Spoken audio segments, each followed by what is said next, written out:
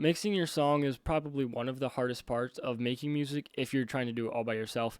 And most people are trying to nowadays. Yesterday, I actually had an artist come into my studio and record a song, and I finished the mix and master today. So I'm just going to be breaking down what I did and providing as many tips as possible throughout the way. If you're just kind of experimenting with mixing and trying to figure out what you're doing with that, I really think that I have some useful tips in here for you. And I'm also going to try to put in some advanced tips for people who already are a little bit comfortable with mixing and want to take it a step further. All right, jumping into FL Studio. One mistake that I see a lot with new artists is because they're pulling their beats off YouTube or producer packs, usually their beat is just one file, as you can see here, and they don't have individual control over the individual instruments, such as, guitar, keys. Why can't I think of another instrument? I don't know. But you get what I'm saying. You don't have individual control of the instruments, and a lot of people just leave the beat unprocessed and don't do anything to it, which really hurts your mix. For this song, I didn't do anything crazy to it, but I did do some. All right, so the first thing that I did to the beat was just reduce some of this low end. It was just way too loud and muddying up the mix. And this is something you'll see on YouTube beats a lot, is producers like to crank the bass so it sounds good, it sounds like punchy. But in context of a mix, it doesn't necessarily mean it's good just because it sounds like it's hitting. It's not usually balanced. After I did that, I felt like the kick and the snare weren't popping out as much as I like them to do. So I have this plugin called Coacher, and basically all this is doing is taking the transients, so mainly the kick and the snare, and it's just making those pop out a little bit more. I just didn't like the way that they were tucked so far into the beat. You couldn't really hear them that well. And then after I did that, I took out a little bit more low end, and then I took out some frequencies in the higher area, mainly where the vocals would sit. And this just lets the vocals stand out a little bit more. All right, now moving on to the vocals. This is what the full mix actually sounds like.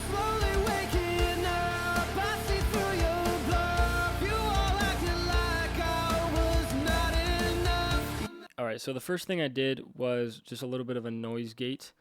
It's actually disabled right now, but it's usually a good idea to throw in a noise gate, especially if you're recording in like your bedroom or next to a fan or something like that. You just want to take out that background noise. And then I ran this into a digital preamp, and this is just adding a little bit of harmonic saturation. If you don't know what that means, it's basically just adding a little bit of warmth to the vocal. So if I solo this is what it sounds like without the preamp. Slowly waking up, I see through your bluff. And then this is when it's on. Slowly waking up, I see through your bluff. You all acting like... You can hear that it just adds body and warmth to the vocal. And then obviously there's auto-tune on there, but that's not really part of the mix technically. And then after that, very surgical EQ. You got to be careful when you're doing stuff like this, and do as I say, don't do as I do. No, I'm just kidding. You really do got to be careful when you're taking a lot of sharp cuts like this, but there was a lot of bad resonant frequencies in the vocal that just were not working well with the beat. So you can probably hear it if I enable and disable it. Slowly waking up, I see through your bluff. You all acted like I was not enough. You all said I was weak.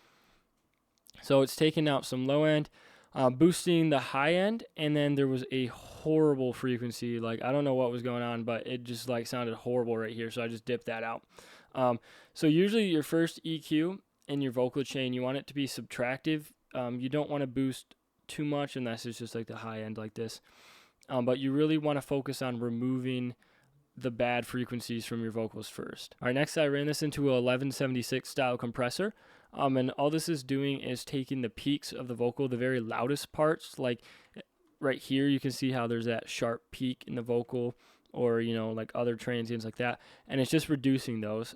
So this is without it. Slowly waking up, I see through. And then this is with it on. Really listen to those like sharp, like, I see through your bluff. That part, listen to that. Slowly waking up, I see through.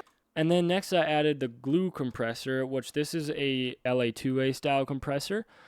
And this is basically not taking sharp, fast transients down, but it's more just a smooth compressor over the whole vocal to make it just kind of blend together better. Slowly waking up, I see through your bluff. You all acted You all said I was weak. You all said I can't see. Now, I'm pushing this more aggressive than I usually would for a lot of mixes, but it is a rock song, and so sometimes you just need that extra dynamic control. And then next, I ran that into a distortion plugin called Trash. Slowly waking up, I see through your bluff. You all acted like. It brings out the character of the vocal a little bit more and just some grit into it since it's a rock song and you want that chorus to really hit. After all that processing, a lot of like cheaper plugins introduce some bad frequencies that you already took out. So I just use another EQ to reduce some of those frequencies that I wasn't liking. I use Fruity Fast Distortion to add a little bit more distortion to it. Slowly waking up, I see through your bluff. You all acted. Pretty aggressive there again. And then I also use an automation clip to take that distortion off during the quieter parts where he's more singing. So something like this. You all thought that you had the best of me. This isn't your life, it's my life story. You don't want it to be super distorted during something like that, but during the chorus, yeah, you want some distortion. Now, if you listen, there's a lot of harsh sibilants. So I just use a de-esser to take that down, and that's just removing the like S sounds and the T sounds.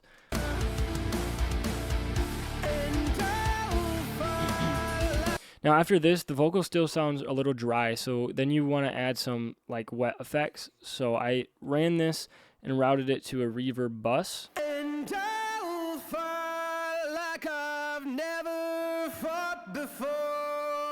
And then I also added a ping pong delayed bus. So again, this is without any effects on besides auto-tune. And I'll fight like I've never fought before. And then this is with effects on. And I'll fight like I've never fought before. Now on its own, the vocal doesn't sound very flattering when it's distorted like that, but in context to the mix, it sounds really good.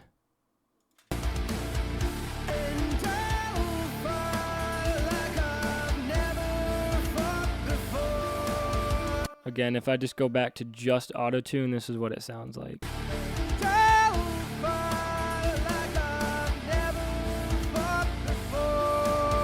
And then for the ad-libs, I pretty much just duplicated the vocal chain from the lead over and added a ton of reverb onto it and took off some of the distortion,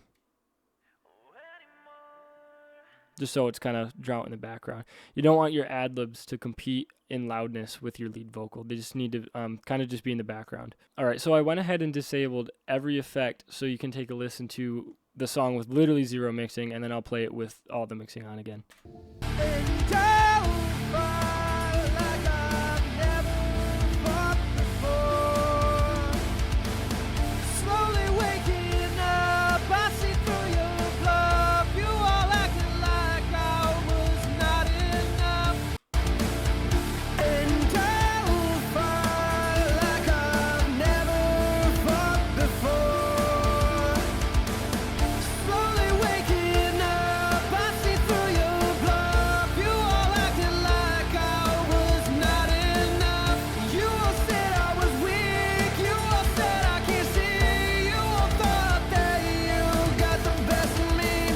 I hope you learned something new from this. Don't forget that I have mixing services in my bio. Later.